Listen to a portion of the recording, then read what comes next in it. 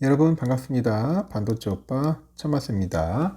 어느새 또 수요일이네요. 한번 또 달려보도록 할까요? 여러분도 그렇고 천마스도 그렇고 항상 즐거운 일이 가득했으면 좋겠네요. 우리가 살다 보니까 이거 옳은 말보다는 이 다정한 말을 많이 해야 돼요. 다정한 말. 이 다정한 말을 많이 해야지만이 좀 삶이 윤택해지지 않을까 생각합니다. 누군가에게 어떤 말을 하는 게 좋을까, 하지 않는 게 좋을까, 이게 고민이 될 때겠어요. 다음에 세 가지 질문을 한번 스스로에게 한번 순차적으로 물어봅시다. 첫 번째는 그 말이 사실인가 거죠. 그 말이 사실인가.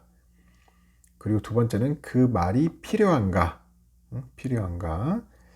세 번째는 그 말이 따뜻한가. 이 세 가지 말을 한번 우리가 고민해 볼 필요가 있어요. 이 세 가지 질문 중에서 우리가 가장 중요하게 생각해야 하는 질문은 바로 그 말이 따뜻한가입니다. 따뜻한가. 때로는 그 옳은 말이 가장 큰 상처를 줍니다. 상처를 주는데 제 아무리 사실에 기반한 말이라도 제 아무리 필요한 말이라도 그 듣는 이에게 그 말이 차갑고 냉정하게 들릴 수 있다면 내뱉지 않는 것이 현명한 거죠. 서로를 이어주고 서로를 붙들어주고 서로를 지탱해 주는 말은 이 다정한 말뿐이라는 사실을 꼭 기억해 둬야 합니다. 다정한 사람이 좋은 거예요, 여러분. 다정한 사람이 좋다.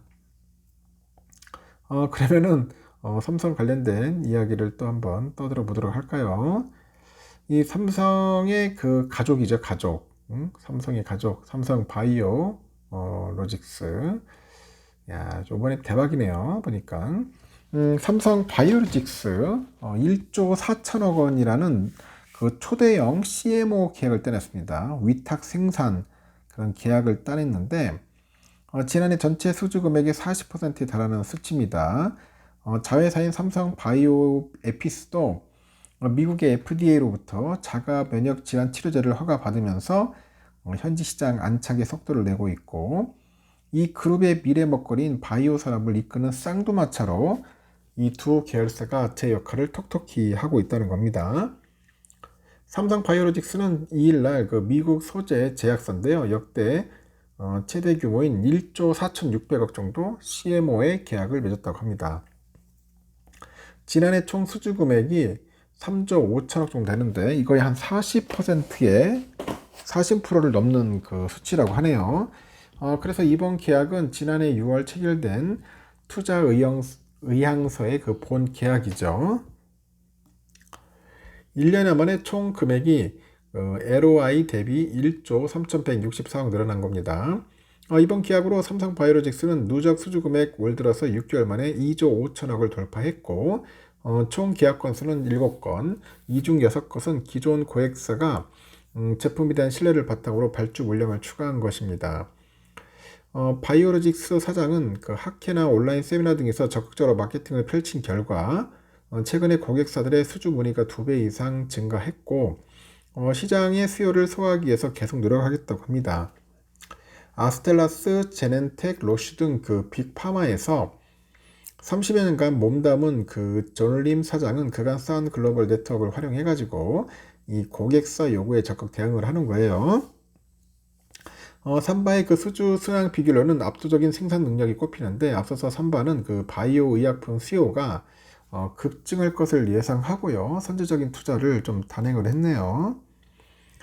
단행을 했고 2020년에 그 단일 공장 기준 세계 최대 규모인 4공장 이걸 만들기 시작해서 23년에 6월 전체 가동에 돌입한 것이 대표적입니다.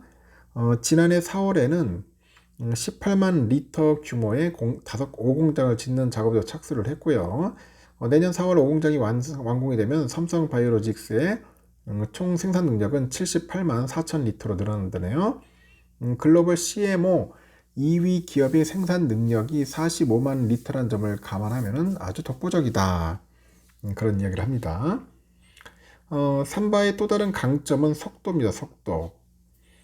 바이오 의약품을 만들 때 기술 이전 기간이 짧으면 짧을수록 고객사들의 만족도가 높아지는데 삼바의 경우 공정 혁신을 통해서 이 기간을 업계 평균의 절반 수준으로 단축을 했고, 기술 이전이란 물량 계약을 맺은 후 첫 제품을 만들기까지 그 기간을 가리킵니다. 제조 방법과 자재 수급을 검증을 하고 각종 리스크와 품질을 평가하는 과정이 이루어지는데, 삼바는 기술 이전 전문팀을 구성해서 각종 데이터를 실시간으로 관리할 수 있도록 디지털화를 진행해서 해당 기간 줄였습니다.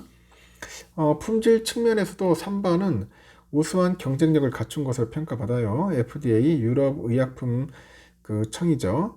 등등에서 규제기관으로부터 제조 시설과 의약품 품질 등에 관해서 승인받은 건수는 총 278건에 달합니다. 배치 성공률도 99%고요. 업계 평균보다 높아요. 그 배치라는 것은 바이오 의약품 1회분을 생산하는 단위인데, 배치가 높다는 것은 불량품이 그만큼 낮다는 것을 의미하죠. 삼바는 ADC 등 차세대 의약품에 대한 제조 역량을 강화해서 포트폴리오를 확대할 계획인데, 이를 위해서 올 연말 준공을 목표로 해가지고 ADC 전용 생산 시설을 짓고 있습니다. 삼성물산과 함께 조성한 삼성 라이프 사이언스 펀드를 통해서 지난 3월 미국 ADC 기업 브릭바이오에 투자한 바 있어요.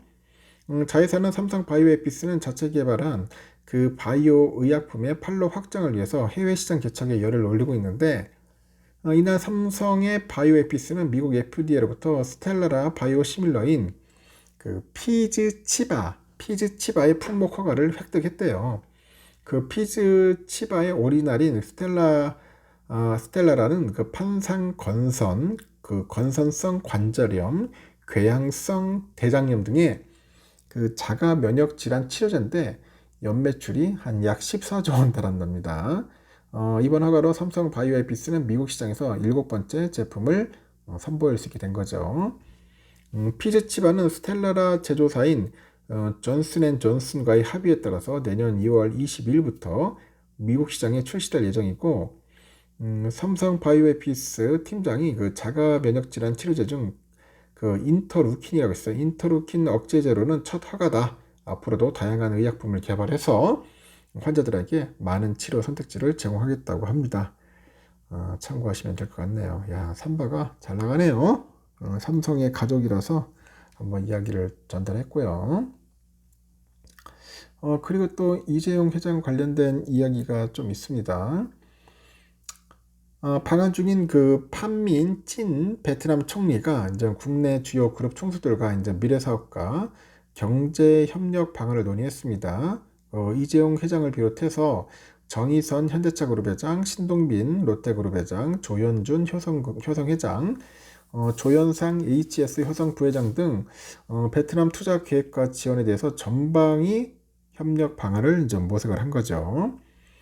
어제 보니까 베트남 관보 등에 따르면 그 찐 총리는 오전 서울 중구 롯데호텔에서 이재용 회장과 개별 면담을 가진 것으로 알려졌고, 이 자리에는 베트남과 삼성전자 간의 다양한 협력 확대 방안이 논의된 것 같아요. 이 회장은 이 자리에서 베트남의 성공은 삼성의 성공이고 베트남의 발전은 삼성의 발전이다.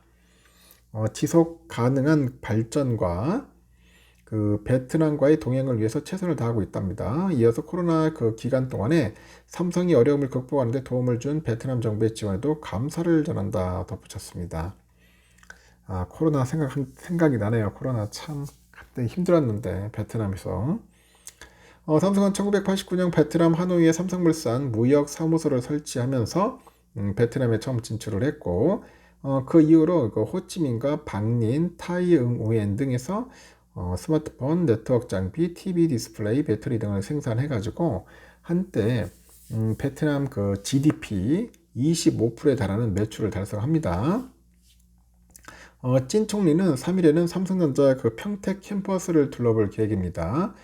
이 자리에는 전영현 디바이스 솔루션 부회장 등 주요 경영진이 배석을 해가지고 협력 방안을 모색할 것 같아요. 베트남은 글로벌 주요 반도체 기업 유치에 사활을 걸고 있습니다.